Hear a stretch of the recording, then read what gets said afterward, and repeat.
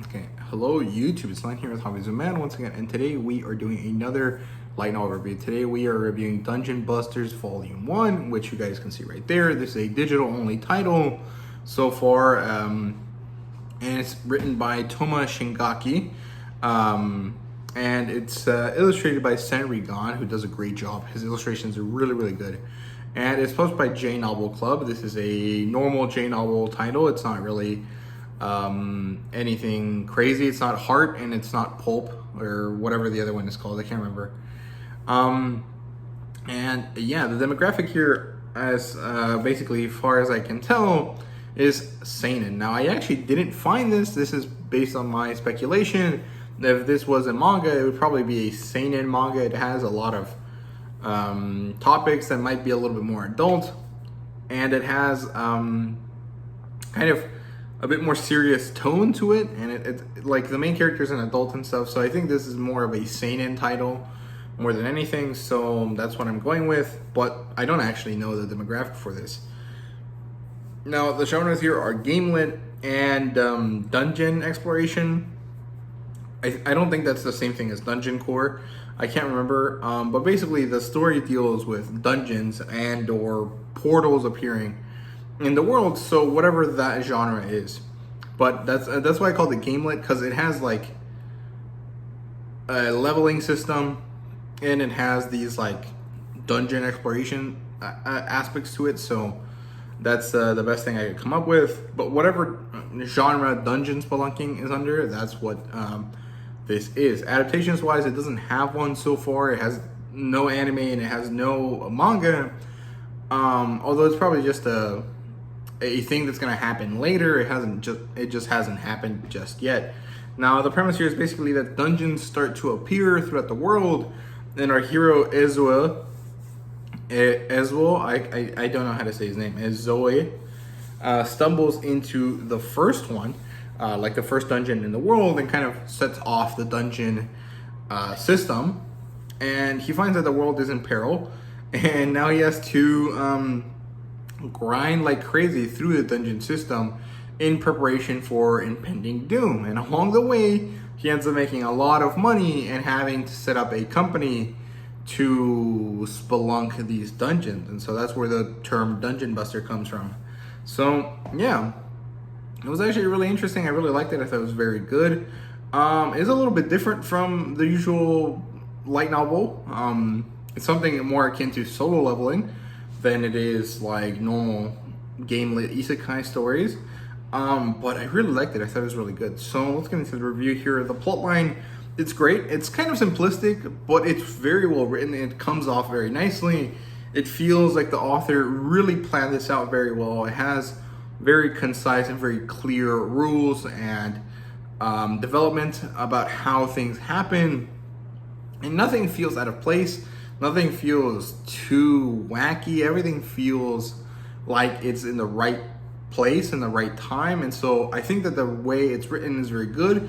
The series, or at least this first volume, actually really takes its time developing stuff for the full series, because there's a lot of things to go through here before the end of the first book. So yeah, we basically get introduction to the dungeon, and then a dungeon system kind of tutorial aspect, and then we get our main character grinding like crazy for quite a while. Then the world finds out about the dungeons, he gets new friends, and then we have a lot more grinding, and we kind of follow this pattern for a little bit, and then it eventually ends up with this bigger, more kind of prepared to take on more dungeons kind of feeling near the end of the volume, and I really liked it. I thought it was very well done. The writing was concise and clear, like I said, and the prose was good, and the plotline just developed really nicely, very organically, but very clearly, like in the direction that it needed to go. So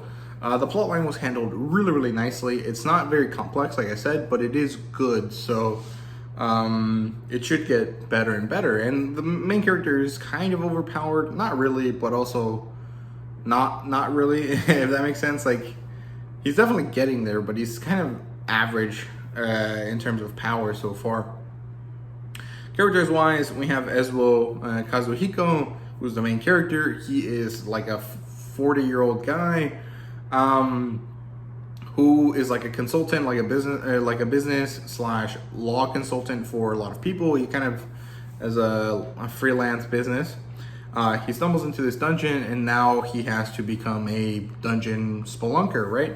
And because he has such a consulting-oriented business like mindset, he really cares about efficiency and developing efficient manners of doing this, right? And because he knows that doom is coming, he kind of really sets into this like high efficiency kind of mindset and really grinds the heck out of the dungeon system. And so he gets really powerful really fast, and he kind of games the system really well. And so he's an interesting character in that sense because he's a grown man. He doesn't really care about fame and fortune. He cares about like getting things done, right? And he has a very interesting outlook that isn't really shared with a lot of like isekai power fantasy type main characters. And so I really like him. I think he's not very complex, but very interesting because he is rather unique in this sense, right? Then we have Akane, who is this female ninja. She is part of the dungeon system, but she's also like a character player, like a character card, and so she has her own personality and stuff like that. And she's not really the main character, like the female main character, but she ends up being like the first female character that's introduced and the one that really kind of ends up mattering the most. Then we have Emily, who is also kind of the same vibe as Akane, but she's definitely a secondary or tertiary character. But she's also part of the dungeon system. She's a character card, and so she has her own personality and stuff. And then we have Mari, who is Ezbo's niece or second cousin, something like that. And she also ends up being embroiled in this, but she doesn't really do it as much as everyone else. And really, she's there for comedy and comic relief and kind of like making things a little bit cuter and less like serious all the time. And then we have this character called Yuki, who ends up being this government agent who kind of becomes the liaison between Ezwo and the Japanese government as, you know, the world starts to work on getting through these dungeons, right? And overall, I really like them all. I think the character work here is really nice. There's a few other characters I didn't really mention, mostly because I didn't really care too much about them, but also because really they didn't afford too much towards the story. Most of the ones that I mentioned are the more important ones. And I really like the relationship that the characters have. Ezwo and Akane have a like romantic relationship between them, and this is referenced quite a few times. It doesn't ever get really raunchy, but there's definitely a few little bits of fan service and kind of innuendo here and there that gets thrown around because, you know, Ezwo is a grown man and Akane is a grown woman as well, so they kind of have a relationship there.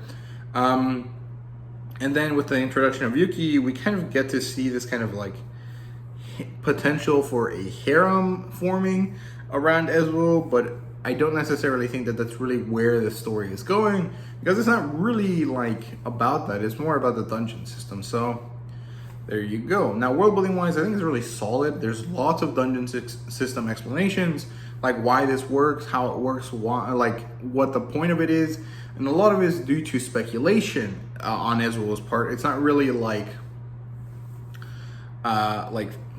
concrete fact that the author is giving us. It's more like Ezwo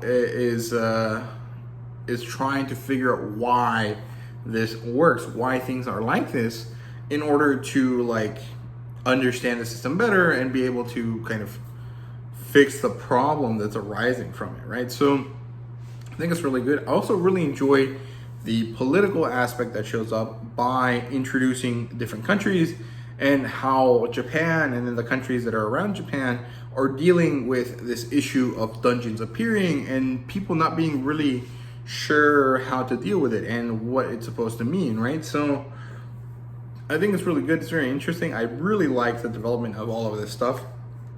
I think it adds an edge of realism, but also an edge of like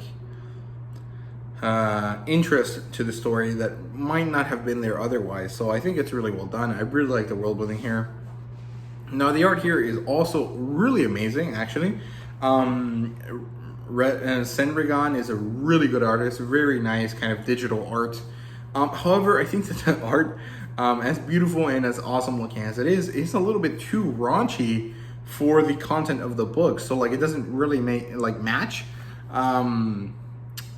that well, and so it kind of ends up being like a little bit weird and a little bit jarring when you get to see those like really fan servicey kind of sexy artworks that really don't match what's going on in the novel. So it's kind of interesting, but I do like it. It's very well done. The character design is really good. The way the female characters look especially is really amazing, and they're all different, so it's actually really well done, because you know a lot of artists have this tendency to make faces look really similar, especially female faces if we're talking about a male artist. And so the fact that they can make the faces look different while also kind of maintaining this kind of consistency throughout the female characters is really good. I think it's very nicely done, and each of them has their own outfit, so they're really easy to distinguish, and I think it's really well done. But again, it's a little too raunchy for the actual content of the book. Now, fan service wise, obviously, like I just said, there's quite a bit of it, and mostly it's in the art, the illustrations. The actual book doesn't really feature too much of it. Like, there's mentions of innuendo and the fact that Akane and Izuo have a adult relationship where they like get to third base and stuff like that, but it's not really like emphasized at all beyond just like, yeah, they had sex, you know, that's it. It doesn't fade to black. It doesn't actually get raunchy at all. It's just like the art is really raunchy compared to the content of the book. So yeah, I mean, it's good, it's enjoyable, but it's definitely like more adult centered in that sense. But there really isn't too much of it, right? So yeah.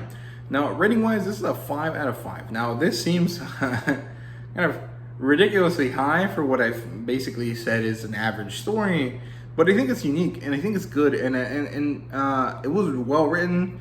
It had good pacing. Nothing felt boring. Nothing felt slow. It was just a really nicely done dungeon exploration kind of story with gamelit elements, and was really, really enjoyable. Like, I don't know how to really put it into words. I just really liked it. It has a very similar feel to Solo Leveling, and I just really like that kind of vibe. It's kind of like journey to being overpowered, but also a journey to save the world kind of thing. I think it's just very good. And like I said, the pros and stuff were really good, and the fact that the main character is rather unique for this type of story just was really enjoyable. I actually really liked it. So that's why it's a 5 out of 5. So yeah, I definitely recommend this title if you're looking for something slightly different, but still within the same wheelhouse as like your usual kind of game lit kind of stories. I think that this is a really good one. Like I mentioned earlier, a similar title to this is Solo Leveling, and I keep mentioning that one because I don't really read too many of these game lit dungeon exploring things, right? I've read a few, like Tower Climber comes to mind. That one's a pretty good one as well. And other than that, kind of more of the harem-lit type of things. I can't remember which one it is exactly. I'll put it up on the screen right there. Right there actually, so you guys can see what I'm talking about. But it's one I reviewed like late last year. That was pretty good, that I kind of liked. So yeah, there you go. That's all I have to say. I hope you guys enjoyed this video. If you did, please leave a like, subscribe, and comment down below. Let me know what you thought. Let me know what kind of series you guys think this is similar to. And let me know how volume 2 is if you guys have read it already. So yeah, thank you guys very much for watching. Hope you guys enjoyed, and see you guys later.